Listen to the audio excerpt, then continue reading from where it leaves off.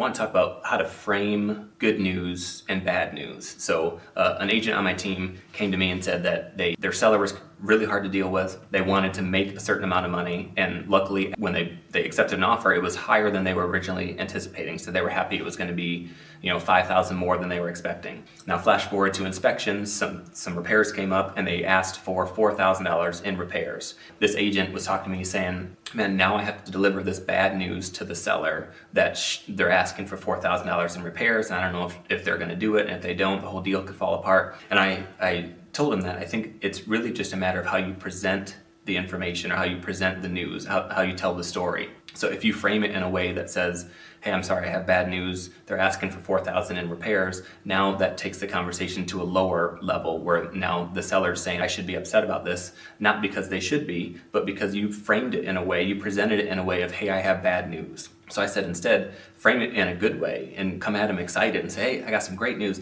They're only asking for $4,000 worth of repairs. We got $5,000 over asking price, and now they're asking for $4,000. So we're still over asking price, and things are going to work out. And so I would be excited in your approach when you're presenting that news, and you change the conversation. My previous broker used to always say you have to lead the dance with clients, but I think it's true in every area of life that if you come at it with a positive outlook or a positive demeanor, you're going to get more positive results. So I said, go to your seller and say, hey, great news. They did their inspections. They're only asking for $4,000 worth of repairs, because it could have been $20,000. There could have been a foundation issue that was discovered. There could have been some major things, but this buyer only came up with $4,000, which is still more than you expected. So we're all winning. The buyer gets their repairs, the seller gets their price, which is still above asking, and everyone gets to move on with the transaction. So if something bad happens, try to frame it in a positive way, and then when you're presenting it to others, if you bring that positivity into the conversation, you'll probably get more positive results.